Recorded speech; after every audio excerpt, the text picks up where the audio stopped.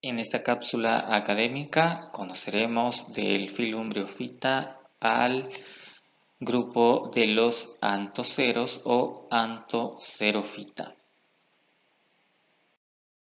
En el caso de la división Anthocerotophyta, debemos reconocer que esta clasificación taxonómica es bastante reciente. Ha sido propuesta basándose en estudios morfológicos y moleculares de los miembros u organismos pertenecientes a esta división de briofitas. También vamos a reconocer que en el caso de los anthoceros son el grupo menos conocido y menos estudiado, tanto a nivel de briofitas como a nivel de comparación con otros grupos de plantas. ¿Cuáles son los caracteres generales de los anthoceros? Y es que los anthoceros o anthocerotes difieren de los otros grupos de embriofitos, es decir, los grupos que forman embriones o cigotos, y es que generalmente en los anthoceros sus células siempre van a poseer un único cloroplasto, que este va a contener un canal de discos tilacoides y un pirenoide muy similar al que encontramos en las algas verdes. ¿Cuáles son los caracteres generales de los anthocerotes y que permiten separarlos del resto de plantas no vasculares, es decir, de los otros grupos de briofitos? Es que acá no encontramos cuerpos grasos, tampoco encontramos papilas ni pelos mucilaginosos, es decir, que en los anthoceros no vamos a ver una estructura como muy brillante o muy gelatinosa. También vemos un desarrollo ontogénico de los órganos sexuales, es decir, que todos los órganos de reproducción se forman hacia el interior del talo gametofítico. Otra de las características es que, contrario a hepáticas y musgos, el esporofito de los anthoceros no presenta una seta, sino que lo que presenta únicamente es un pie macizo y una cápsula verde que está en el ápice o en el extremo superior de este. Otra de las características que debemos reconocer es la presencia de un involucro, que es una especie de envoltura que generalmente protege en los primeros estadios el desarrollo del esporofito. También característica muy importante para este grupo y por la cual se considera más evolucionado que el resto de briofitas es que tiene la presencia de un meristemo intercalar cuya función es permitir su crecimiento. También vamos a ver que las células madres de las esporas usualmente se derivan del anfitecio y estas se desarrollan junto a otras estructuras que conocemos como pseudoelateres y que van a tener una función de ayudar en la dispersión de estas esporas. Y la quinta característica es que las esporas maduran de una forma progresiva a través de toda la cápsula verde que ya mencionábamos anteriormente. Y acá estamos viendo el talo gametofítico de un anthocero y el talo gametofítico es el talo postrado que estamos observando acá de color verde y la cápsula sostenida por el pie serían estas estructuras parecidas a cuernos.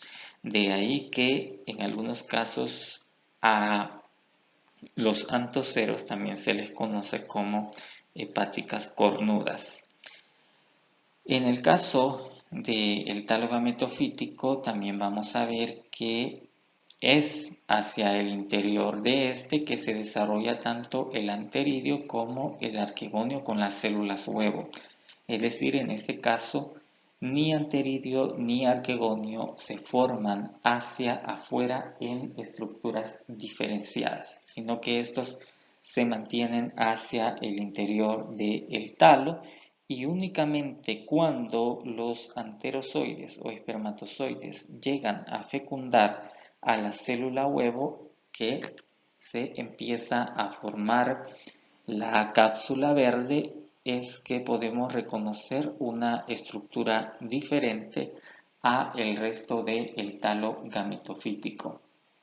Esta estructura que observamos acá, que en sus primeros estadios de desarrollo protege a la cápsula, es la que se conoce como involucro. Y el meristemo se ubica en esta parte del crecimiento de ese esporofito o de esa columna. Otra de las características que debemos diferenciar acá es la presencia de estomas a lo largo de la cápsula y a partir de esta característica también se considera que los antoceros están en un estadio más evolucionado que el resto de las briofitas. Y por supuesto también vamos a identificar a los rizoides que forman parte del talo gametofítico. Y pues acá para que veamos únicamente estas estructuras y cómo estas estructuras dan forma a la parte, en este caso al esporófito de el antocero. Acá donde dice elateres vamos a tener en cuenta que se refiere, o en este caso de los antoceros se conocen como pseudoelateres.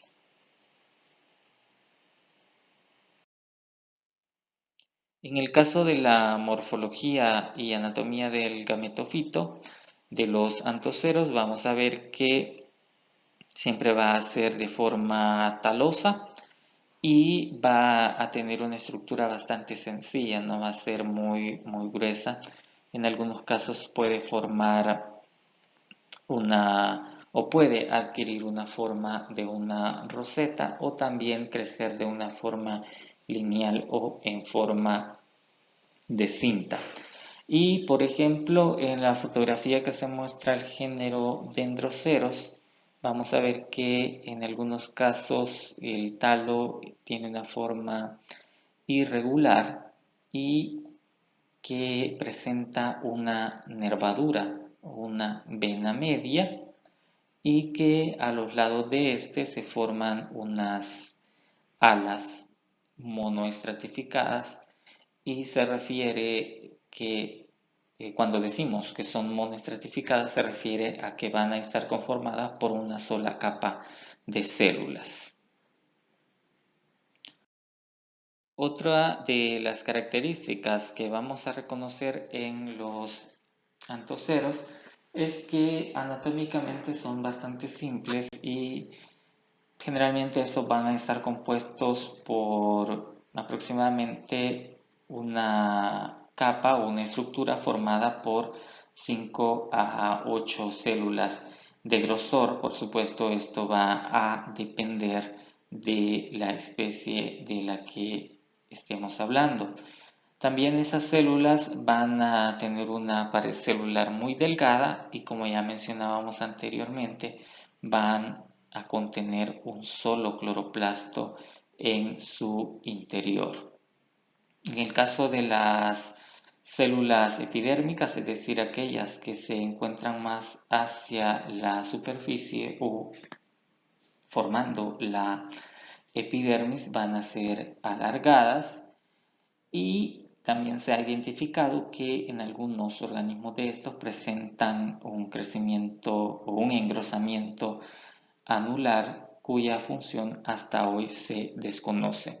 También basándonos en la anatomía, en este corte transversal podemos observar a los rizoides que conforman a la estructura anatómica de este antocero.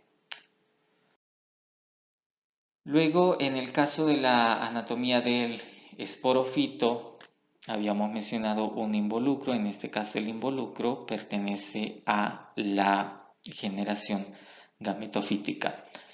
El esporofito va a estar conformado a partir del pie, que es el que va a permitir o va a tener la función de mantener unido el esporofito hacia el gametofito, que sería esta estructura de células más pequeñas y compactas que observamos en esta parte.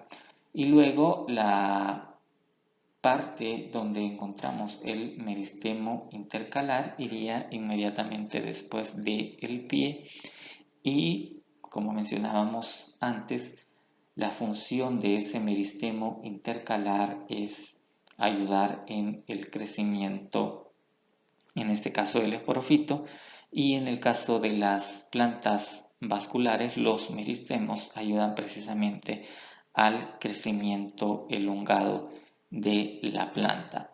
Y luego la cápsula, que en la cápsula es donde vamos a encontrar el desarrollo de las esporas, y junto a estas esporas se desarrollan los pseudoelateres. Y acá en un corte transversal de una cápsula podemos observar cómo se da la conformación de los tejidos. Tenemos una epidermis sobre la cual vamos a encontrar a los estomas, que ya sabemos que su función es el intercambio gaseoso. La pared de la cápsula, que está formada por células especializadas, y dentro de estas la conformación de las tétradas de esporas con los pseudoelateres.